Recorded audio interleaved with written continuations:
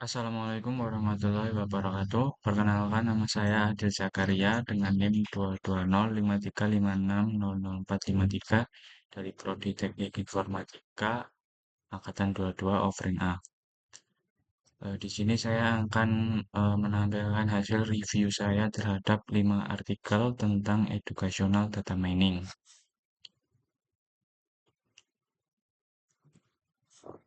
Berikut adalah judul artikel yang akan saya review. Yang pertama adalah Using Educational Data Mining to Identify and Analyze Student Learning Strategies in an Online Flipped Classroom. Kedua, Process mining combined with expert feature engineering to predict efficient use of time on high-stakes assessment. Ketiga, educational data mining model using support vector machine for student academic performance evaluation. Keempat, quality assurance in distance education through data mining. Kelima, enhancing student performance prediction via educational data mining.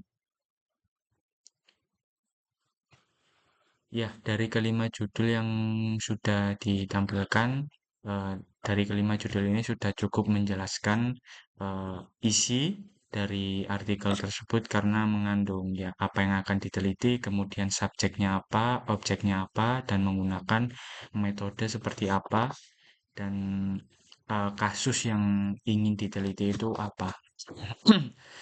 Selanjutnya kita akan langsung masuk ke review artikel pertama dengan judul Using Educational Data Mining to Identify and Analyze Student Learning Strategies in an Online Flipped Classroom.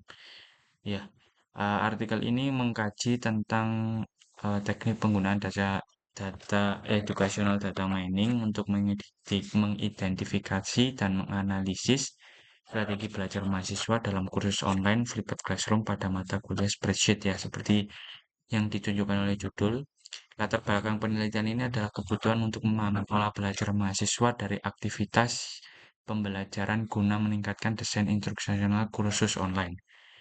Kemudian metode yang digunakan adalah longitudinal Cummins Cluster Analysis untuk mengkelompokkan mahasiswa berdasarkan pola penggunaan sumber belajar seperti video, materi, bacaan, dan penyelesaian tugas selama kursus berlangsung.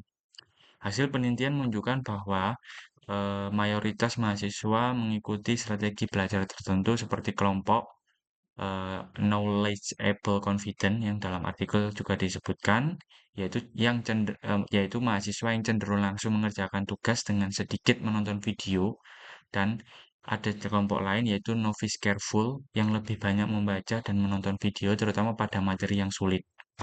Selain itu, mahasiswa menunjukkan kemampuan self-regulation dengan menyesuaikan strategi belajar berdasarkan topik dan konteks pelajaran. Ya, kesimpulannya, EDM memberikan wawasan penting, ya ini kesimpulan dalam artikel, memberikan wawasan penting untuk memahami perilaku belajar mahasiswa dan memberikan arahan perbaikan desain instruksional, khususnya dalam meningkatkan kualitas video pembelajaran untuk materi yang lebih kompleks agar efektivitas pembelajaran meningkat. Ya, dari latar belakang apa yang ditampilkan dalam artikel ini cukup jelas, relevan, dan menunjukkan kebutuhan nyata dalam pengembangan pembelajaran daring, yaitu flipped classroom. Metode yang digunakan kuat dan tepat untuk tujuan penelitian, jadi tidak bertele-tele dan sesuai dengan tujuan penelitian. Namun penjelasan teknis mengenai tahap pemrosesan data dan justifikasi jumlah cluster ya, dapat diperdalam lagi untuk meningkatkan validitas metodologis. Hasil dan pembacaan juga sangat informatif dan memberikan pemahaman yang lebih dalam tentang variasi strategi belajar. Interpretasi data kuat dan relevan, namun artikel dapat memperkaya pembahasan dengan mengaitkan temuan dengan teori regulasi diri atau model strategi belajar untuk memperkuat landasan teoritis. Ya, kesimpulan juga selaras dengan temuan dan mencerminkan kontribusi penelitian secara praktis. Namun, ya rekomendasi dapat diperluas lagi dengan memberikan saran implementatif untuk dosen atau pengembang LMS dalam merancang aktivitas pembelajaran yang aktif berdasarkan pola belajar mahasiswa. Kemudian kita akan langsung masuk ke artikel kedua, yaitu Process Mining Combined with Expert Feature Engineering to Predict Efficient Use of Time on High-Stakes Assessment. Ya, artikel ini meneliti bagaimana data log dari asesmen berbasis komputer dapat digunakan untuk memprediksi efisiensi penggunaan waktu siswa dengan menggabungkan teknik proses mining dan expert feature engineering. Ya. Result and discussion, model mampu mencapai performa lebih tinggi dibandingkan peluang acak. Kemudian untuk kesimpulan, kombinasi proses mining dan feature engineering mampu memberikan wawasan penting. Ya, kalau dari latar belakang ya juga cukup kuat, relevan, menunjukkan celah penelitian yang jelas. Metodologi juga inovatif karena menggabungkan proses mining dan fitur engineering. Namun detail terkait proses seleksi fitur dan justifikasi parameter modal dapat diperdalam untuk meningkatkan transparansi metode. Ya karena memang dia hanya menunjukkan bahwa metode yang digunakan ya menggunakan melatih model XGBoost untuk memprediksi apakah siswa akan menggunakan waktu dengan baik pada blok soal berikutnya. Hasilnya menunjukkan bahwa model mampu mencapai performa di atas peluang acak dan meraih skor tertinggi. Kemudian untuk hasil dalam pembahasan, hasil cukup informatif dan memberikan gambaran kuat mengenai pola perilaku yang relevan. Namun pembahasan dapat diperluas dengan analisis potensi bias data, tantangan generalisasi, dan perbandingan performa dengan model alternatif untuk memperkuat argumentasi. Kesimpulan sesuai dengan temuan dan menawarkan kontribusi yang jelas, namun ya rekomendasi implementatif lagi diperlukan lebih lanjut ya. Dan LMS dapat membuat kesimpulan lebih adaptif dan berdampak sama seperti artikel pertama. Kemudian untuk artikel ketiga, kita akan langsung masuk ke artikel ketiga dengan judul Educational Data Mining Model Using Support Vector Machine for Student Academic Performance Evaluation. Ya seharusnya ini judulnya pakai kapital, tapi sepertinya typo ya. Mohon maaf. Kemudian artikel ini membahas penerapan model educational data mining menggunakan support vector machine atau SVM untuk mengevaluasi dan memprediksi kinerja akademik mahasiswa khususnya terkait status kelulusan tepat waktu atau tertunda. Latar belakang penelitian ini adalah adanya masalah kinerja akademik yang kurang optimal pada sebagian mahasiswa yang menyebabkan keterlambatan kelulusan. Metode yang digunakan adalah eksperimen dengan penerapan model SVM yang dikombinasikan dengan teknik sampling atau shuffle sampling dan stratified sampling pada dataset dari dua program studi di sebuah universitas Islam negeri.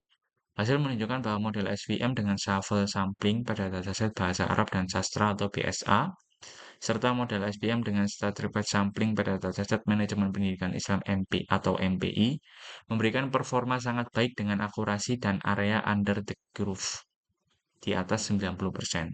Temuan ini menegaskan bahwa model SPM yang diusulkan dapat diandalkan untuk memprediksi hasil akademik mahasiswa dan membantu institusi pendidikan dalam mengidentifikasi mahasiswa yang beresiko memiliki keterlambatan kelulusan.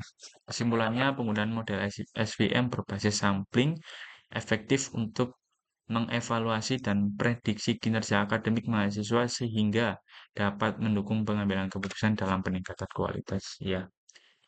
Ya mungkin untuk artikel ini adalah penggunaan model SVM yang tidak dijabarkan karena SVM adalah model yang berbasis kernel, bekerja di atas kernel. Jadi eh, mungkin dalam penelitian ini bisa ditambahkan kernel apa yang digunakan ya.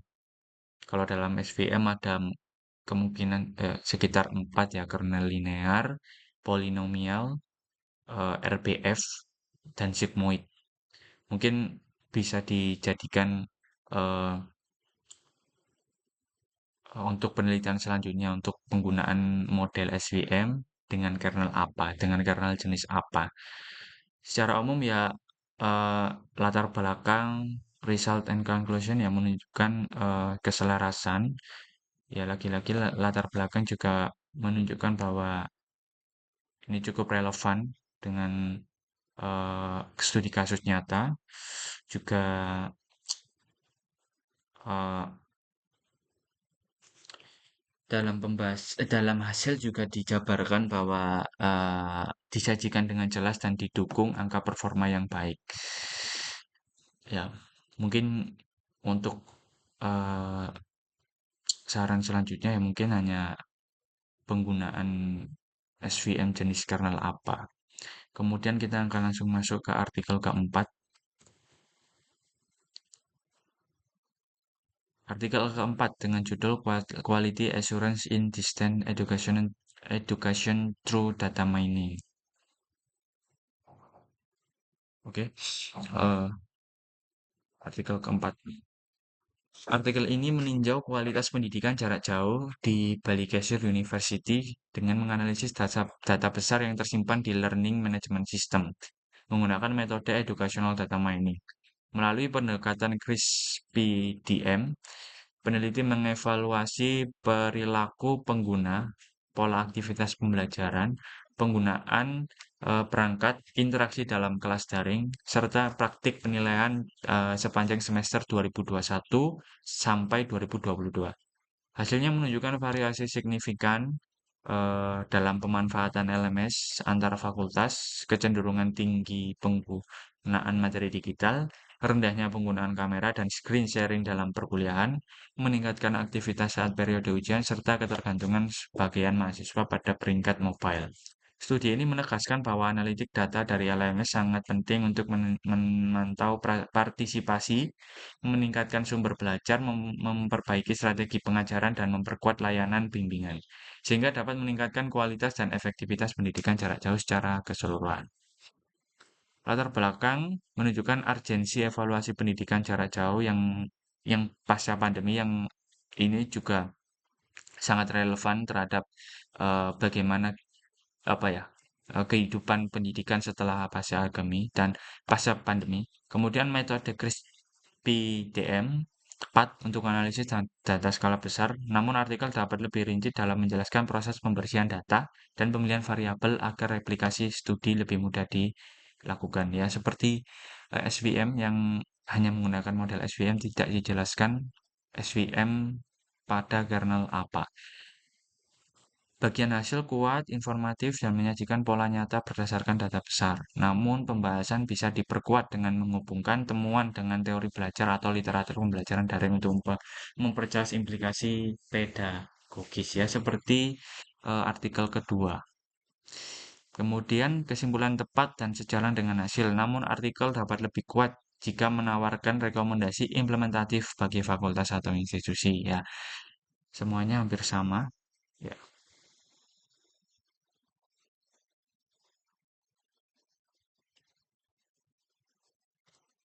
Kemudian kita akan langsung masuk ke artikel keempat, artikel kelima. Ya, ini adalah artikel kelima dengan judul Enhancing Student Performance Prediction via Educational Data Mining on Academic Data. Artikel ini membahas penerapan Educational Data Mining atau EDM untuk meningkatkan prediksi kinerja mahasiswa dengan menganalisis data akademik selama 15 tahun pada mahasiswa program studi Ilkom.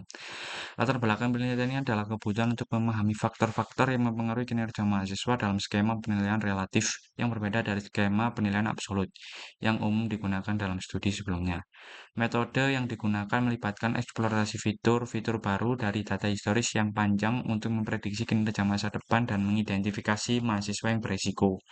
Hasil penelitian menunjukkan bahwa durasi dan ukuran data historis sangat berpengaruh terhadap akurasi prediksi karena adanya perubahan kurikulum dosen dan tren sosial selama waktu tersebut.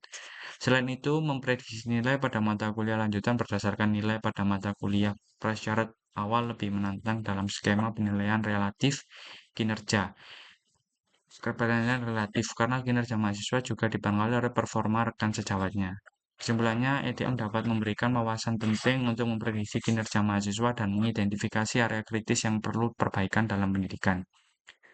Ya, latar belakang yang digunakan juga cukup unik ya karena menggunakan skema penilaian relatif yang diteliti ya, bukan penilaian absolut, yang artinya ini berbeda dari penelitian sebelumnya dan menunjukkan kesadaran terhadap celah penelitian yang jelas. Penggunaan data history jangka panjang merupakan keunggulan metodologis. Tetapi pada bagian metode kurang dijelaskan secara detail, misalnya algoritma prediksi yang digunakan, teknik praproses, atau strategi validasi, sehingga transparansi replikasi masih terbatas.